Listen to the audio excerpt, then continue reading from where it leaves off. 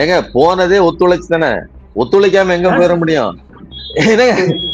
விசாரணைங்கிறது ஏங்க கண் அறிவுள்ளவர்களுக்கோ கண் உள்ளவர்களுக்கோ அடிப்படை புரிதல் உள்ளவர்களுக்கோ தெரியும் குற்றம் எங்கிருந்து மூலம்னு.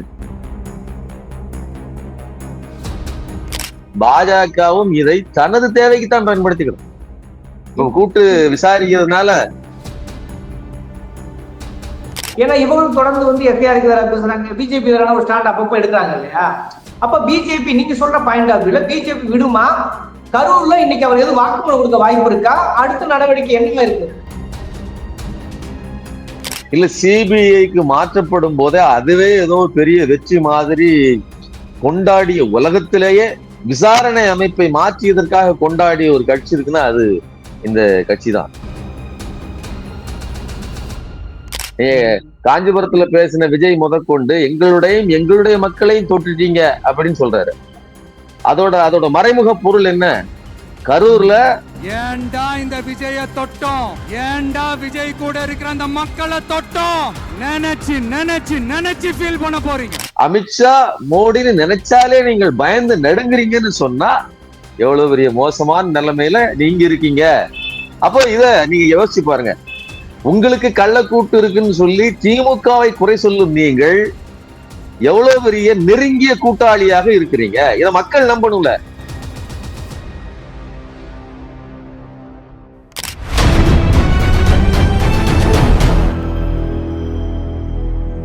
கழகம் பார்வையாளர்களுக்கு வணக்கம். இன்று நாம் சந்திக்க அரசியல் ஆளுமை ஊடகவியலாளர் திரு சுமன் கவியார். வணக்கம். வணக்கம். நேற்று விஜய் குறித்து தான் ஊடகம் முழுக்க பேசும்போது வழக்கம் போல் இருந்தது. இதுல முதல் முறையா என்ன சொல்லிருக்காருன்னா, நாங்கள் தற்குறி அல்ல, ஆச்சரியக்குறி, அதை தாண்டி நாங்க மாற்றத்துக்கான அறிகுறின்னு பேச ஆரம்பிச்சிருக்கார். முதல்ல அவருடைய ஸ்பீச் ஐடி பாக்குறீங்க. அதாவது தற்குறி அப்படிங்கிற வார்த்தைகளை அழிப்பதன் மூலமாக, அதெல்லாம் சொல்லக்கூடாது அப்படின்னு சொல்லி நிறுத்துவதன் மூலமாக தற்குறித்தனம் நின்று விடுவதில்லை. இப்ப நீங்க தற்குறி இல்லை அப்படிங்கிறத நீங்க எப்படி ப்ரூவ் பண்ணணும்? ஒரு மனோநிலை பாதிக்கப்பட்டவர், அவர் மனோநிலை பாதிக்கப்பட்டவர்னு சொல்லக்கூடாது அப்படின்னு சொன்னீங்கன்னா அவர் சரியா நடந்துக்கணும். அப்படி விஜயின் ரசிகர்களோ அல்லது விஜயோ அரசியல் தெளிவோடு தற்குறித்தனம் இல்லாமல் நடந்து கொண்டிருக்கிறார்களா? அப்படி நடந்துகிட்டா மட்டும்தானே அதை நீங்க சரி பண்ண முடியும். அந்த தற்குறிங்கிற வார்த்தையை அழிப்பது என்பது உங்களுடைய நடத்தையில் தான் இருக்குது. குழந்தைங்களை கூட்டு வரக்கூடாது அப்படின்னு சொல்லி போலீஸும் சொல்லியிருக்குது, அரசு சொல்லியிருக்குது, உங்களுடைய தலைமையில இருந்தும் சொல்லியிருக்காங்க, விஜய் தரப்புல இருந்தும் சொல்லப்பட்டிருக்குது. அதையும் மீறி ஒரு லேடிலாம் குழந்தைய தூக்கிட்டு வருது. அதை சொல்லி நீங்க அனுப்புனாரு அப்படிங்கிறது ஒரு வீடியோ. அப்போ எது தற்குறித்தனம்? நீங்க சொல்லியும் கூட கேட்க மாட்டேங்கிறாங்க அப்படிங்கிறது தானே. இன்னொன்னு, அரசியல் அடிப்படை அறிவு உங்களுக்கு இருக்குதா அப்படிங்கிறது இருக்குல்ல. உங்களுக்கு அரசியல் புரிதல் இருக்குதா? அந்த கேள்விக்கு வருவோம். விஜய் ரசிகர்கள் தற்குறித்தனமாக நடந்து கொள்கிறார்கள். ஒரு பிரஸ் மீட் ஒருத்தர் கேள்வி கேட்க வர்றாரு, ஒரு ரிப்போர்ட்டர், அவர் தலையில தலப்பா கட்டி விளையாடுறான் ஒரு பையன், கிரீஸ தரவுறாங்க, அதுக்கு மேல தவறான் ஒருத்தன், அதுக்கு மேல ஏறுறான், நீங்க நிக்கிற வண்டியிலேயே மேல ஏறி வர்றான், உங்க பவுன்சர் தூக்கி வெளியில வீசுறாரு. கரண்ட் கம்பி, கரண்ட் எல்லாம் பார்த்தா நம்ம பயப்படுவோம், சின்ன குழந்தை கூட பயப்படும், விளக்குல கை வைக்க கூடாது. ஆனா கரண்ட்டுக்கு மேல அபாயகரமான முறையில மேல ஏறி நிக்கிறாங்க. ஒரு மரத்துல இருந்து ஒருத்தன் தாவுறான், நீங்க ஏர்போர்ட்ல கூட்டம் கூட்டுறீங்க, இருக்கிற கம்பி எல்லாத்தையும் அடிச்சு உடைக்கிறாங்க. நீங்க போட்ட எல்லா இடத்துலயும், நீங்க கூட்டம் போட்ட எல்லா இடத்துலயும் சேரை உடைத்து நொறுக்கியது யார்? அப்ப நார்மல் மனிதர்களை தற்கொலைன்னு யாரும் சொல்றது இல்ல. வேற ஏதாவது கூட்டத்துக்கு இதே மாதிரி எங்கேயா நடந்திருக்கா? நான் என்ன கேட்கிறேன், திமுக விட்டுருங்க, சீமான் கூட்டத்துல எங்கேயா நடந்திருக்கா? அல்லது அதிமுக கூட்டத்துல நடந்திருக்கா? எங்கேயுமே நடந்தது கிடையாது. எந்த கட்சியிலையுமே நடந்தது கிடையாது. ரவுடிகள் கூட்டம் கூட்டினா கூட ரவுடித்தனம் இப்படி நடக்காது. அப்போ இப்படி ஒரு தற்குறிகளாக இது உங்களுடைய ரசிகர்கள் இருக்கிறார்கள் அப்படிங்கிறத நம்ம சொல்றோம். இன்னொன்னு, விஜய் என்ன பேசியிருக்கிறார்? அண்ணாவோட பாட்டை பாடி ஆரம்பிக்கிறாரு. அண்ணா எதை வலியுறுத்தினார்? மாநில சுயாட்சியை வலியுறுத்தினார். மத்தியில் கூட்டாட்சி, மாநிலத்தில் சுயாட்சி, இதுதான் அண்ணாவினுடைய முழக்கம். ஆட்டுக்கு தாடி எதற்கு, நாட்டுக்கு கவர்னர் எதற்குன்னு கேட்டவர் அண்ணா. நீங்க கொஞ்சம் 2 நாளைக்கு முன்னாடிதான் வந்து உச்ச நீதிமன்றம் ஒரு கமெண்ட் கொடுக்குது. ஒரு வரலாற்று சிறப்புமிக்க தீர்ப்பை திமுக போராடி வாங்குது. 10 மசோதாக்களுக்கு அனுமதி கொடுத்து, அது மட்டும் இல்லாம கவர்னருக்கு கடிவாளம் போட்டு ஒரு தீர்ப்பை வாங்குகிறது திமுக. அந்த தீர்ப்பை குறுக்கு வழியில் எப்படியாவது முடக்கணுங்கிறதுக்காக பாஜக விளக்கம் கேட்கிறது. யார் மூலமா? ஜனாதிபதி திரௌபதி முர்மு மூலமாக கேள்வி கேட்கிறார்கள். 14 கொஸ்டின் கேட்கிறாங்க. அந்த கொஸ்டினுக்கு வந்து இவர்கள் வந்து ஒரு அரசியலமைப்பு சட்டத்துக்கு சட்டத்துக்கு உட்பட்டு கவர்னரையோ அல்லது ஜனாதிபதிக்கோ வந்து காலக்கெடு நிர்ணயிக்க முடியாது அப்படின்னு சொல்லி நீதிமன்றம் ஒரு தகவலை சொல்லுது, ஒரு கருத்தை சொல்கிறது. இப்ப இதெல்லாம் தான் மாநில சுயாட்சிக்கு எதிரான நடவடிக்கை. இதை நீங்க என்னையா கேள்வி கேட்டுறீங்களா? அண்ணாவின் கொள்கைன்னு சொல்றீங்களா? எங்கள்கிட்ட கொள்கை இல்லையா? எங்கள்கிட்ட கொள்கை இல்லையா? இல்ல எங்க இருக்கு? இல்லையான்னு கேட்கறது இல்லைங்க. எங்க வச்சிருக்கீங்க? வச்சிருந்தால் நீங்க அந்த தீர்ப்புக்கு அல்லது அந்த கமெண்ட்டுக்கு எதிராக உங்களுடைய பதில் என்ன? பாஜகவுக்கு எதிராக பாஜகங்கிற ஒரு வார்த்தை நீங்க சொன்னீங்களாங்க? எங்க மெட்ரோ ரயில் மதுரைக்கும் கோவைக்கும் வேணும்னு கேட்டதுக்கு 2 நாளைக்கு முன்னாடிதான் முடியாதுன்னு சொல்லியிருக்காங்க. ஒன்றிய அரசு. மாநில சுயாட்சி அங்க இல்லாம போகுது. மாநிலத்தின் தேவை அங்க காணாமல் போகுது. சொன்ன காரணம் ரொம்ப ரொம்ப அற்பமான காரணம். பாட்னாவுக்கு கொடுக்குறீங்க, கோவாவுக்கு கொடுக்குறீங்க, 20 லட்சத்துக்கும் குறைவான மக்கள் தொகை கொண்ட சிறிய நகரங்களுக்கு எல்லாம் கொடுக்குறீங்க. ஏன் மதுரைக்கு கொடுக்க முடியாது? ஏன் கோவைக்கு கொடுக்க முடியாது? என்ன தரவு வச்சிருக்கீங்க? 20 லட்சம் பேர் இல்ல அப்படிங்கிறதுக்கு 2011 சென்சர் திட்டம் இப்ப இல்லைன்னு நீங்க கணக்கெடுத்தீங்களா?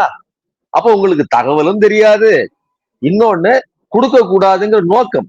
அப்படி இருக்க போய் தானே வானதி சீனிவாசன் என்ன சொல்றாரு? அதிமுக எடப்பாடி பழனிசாமி ஆட்சிக்கு வந்துட்டாருன்னா கோவை மக்கள் கூட்டிடுவா என்ன? கோவைக்கு மெட்ரோ ரயில் திட்டம் வருங்கிறாங்க. அது எப்படி வரும்? எப்படி கூட்ட முடியும்? அவன் பாஜகவும் அதிமுகவும் கூட்டணி அமைச்சா மக்கள் தொகை கூடிருமா? அப்ப எவ்வளவு பெரிய அயோக்கியத்தனத்தை இந்த ஒன்றிய பாஜக அரசு செய்து. இதை பற்றி எல்லாம் ஒரு கேள்வி கேட்டீங்களா? நான் என்ன சொல்றேன், நாங்க திமுகவை வீழ்த்த வந்திருக்கிறோம். திமுக வீழ்த்திட்டு வந்து என்ன பண்ண போறீங்க? பாஜகவுக்கு காலமிக்கி விட போறீங்களா? பாஜக இப்படி நெக்லிக்ட் பண்ணிட்டு பாஜக போன்ற எல்லா அத்துமீறல்களையும் அயோக்கியத்தனங்களையும் கண்மூடி வாய் பொத்தி காதை பொத்தி கைகட்டி நின்று கேட்க போறீங்களா? எந்த கேள்வியும் இல்லையே. நீங்க நெல்லுக்கு ஆனா ஈரப்பதம் ஹியூமிடிட்டி பெர்சன்டேஜ் வந்து 22% வேணும், 17% உங்களுக்கு போதாது. ஏன்னா மழைக்காலங்கள், மழை நேரம், உற்பத்தி அந்த நேரத்துல தான் முடியுது, அறுவடை. நாம கொண்டு போய் அதை எடை போட போனோம் அப்படின்னு சொன்னா அந்த ஹியூமிடிட்டி அதிகமா இருக்குது. அப்ப 22 கூட்டித்தாங்க அப்படின்னா தான் எங்களுக்கு விற்பனை செய்ய முடியும்னு சொல்லி விவசாயிகள் கேட்கிறாங்க. ஒரு பதில் கிடையாது. விவசாயிகள் குறித்து இவ்வளவு பேசுறீங்கல்ல, விவசாயிகளுக்காக இந்த விஷயத்துக்காக ஏதாவது பேசுனீங்களா? அப்ப மேடையை போட்டீங்க, திமுகவை திட்டுவது. நான் என்ன கேட்கிறேன்னா, நீங்க பாஜக ஆளர் கூட இருங்க, எனக்கு பிரச்சனை கிடையாது. ஒரு பேச்சுக்காவது சண்டை போடுங்க. சீமான் எல்லாம் பேசுவார் இல்லையா? ஒரு 4 குத்து திமுகவை குத்திட்டு 2 குத்தாவது பிஜேபியை குத்துவார். அப்ப பிஜேபி அமித்ஷா மோடின்னு நினைச்சாலே நீங்கள் பயந்து நடுங்குறீங்கன்னு சொன்னா எவ்வளவு பெரிய மோசமான நிலைமையில நீங்க இருக்கீங்க. அப்போ இத நீங்க யோசிச்சு பாருங்க. உங்களுக்கு கள்ளக்கூட்டு இருக்குன்னு சொல்லி திமுகவை குறை சொல்லும் நீங்கள் எவ்வளவு பெரிய நெருங்கிய கூட்டாளியாக இருக்கிறீங்க. இதை மக்கள் நம்பணும்ல, நம்பகத்தன்மை வேணும்லாங்க. ஒரு நெருக்கடினா எந்த ஒரு கட்சியும் இணக்கத்தோடு இயங்கத்தான் செய்யும். தலைகீழா போராடும் நான் சொல்லல. திமுக வந்து மிகச்சரியான கட்சி அப்படி சொல்லல. ஒப்பீட்டளவில் இது நல்ல கட்சி. அதைத்தான் நான் கேட்கிறோம். இருக்கிறதுல பெட்டர் இதுதான் கேள்வி. நீங்க கனவுல கூட பாஜகவுக்கு எதிராக நினைக்க மாட்டேங்கிறீங்களே, அதான் கேள்வி. இல்ல புரியுது. ஆனாலும் கூட இப்ப பிஜேபி தரப்பு நீங்க பிஜேபியோட ஒரு எதிர்க்கவே மாட்டேன் சொன்னா கூட இன்னைக்கு பாத்தீங்கன்னா கரூர்ல அந்த சம்பவத்திற்காக, குறிப்பாக 40 இருந்து வந்த சம்பவத்திற்காக இன்னைக்கு என்னன்னா புஷி ஆனந்த் ஆதவ் அர்ஜுன் எல்லாருமே இன்னைக்கு போய் ஆஜரா இருக்காங்க. சிபிஐ முறையாக ஒரு விசாரணை நோக்கி போகுது இல்ல, அதை எப்படி புரிஞ்சுக்கிறது? இதுல அடுத்த என்ன நடக்க வாய்ப்பு இல்ல? சிபிஐக்கு மாற்றப்படும் போதே அதுவே ஏதோ பெரிய வெற்றி மாதிரி கொண்டாடிய உலகத்திலேயே விசாரணை அமைப்பை மாற்றியதற்காக கொண்டாடிய ஒரு கட்சி இருக்குன்னா அது இந்த கட்சி தான். விசாரணை அமைப்பு மாறினாலும் விசாரணை நடைமுறை மாறாதுன்னு நான் அன்னையிலிருந்து இன்னை வரலும் சொல்லிட்டு இருக்கேன். ஒவ்வொரு மேடையில் ஒவ்வொரு இடத்துலையும் பேசும் போதும் விவாத மேடைகள்லையும் சொல்லுவது விசாரணை அமைப்பு தான் மாறி இருக்குது. எஸ்ஐஆர்கிட்ட இருந்து சிபிஐக்கு மாற்றிருக்கீங்க. இதனால தலைகீழா மாற்ற போவதில்லை. விஜய் தான். இப்ப நான் என்ன கூட்டத்தை கூட்டியது யார்? விஜய். விஜயனுடைய ஆதரவாளர்கள், விஜயனுடைய நிர்வாகிகள் இங்கிருந்து தானே ஆரம்பிக்கும். அப்போ சிபிஐ விசாரணை என்பது அதே முறையில் தான் நடந்தது.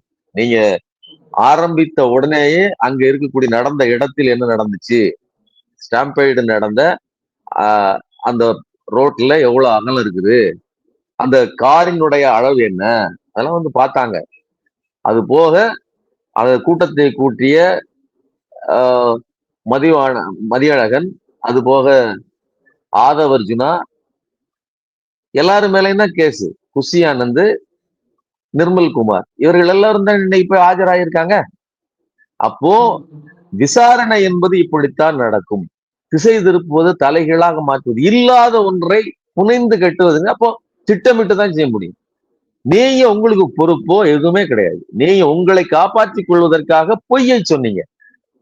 அது வெளிவரும் போதே அது ஒரு கான்ஸ்பிரசி தியரி அப்படின்னு நம்ம சொன்னோம். அது ஒரு சதி கோட்பாடு.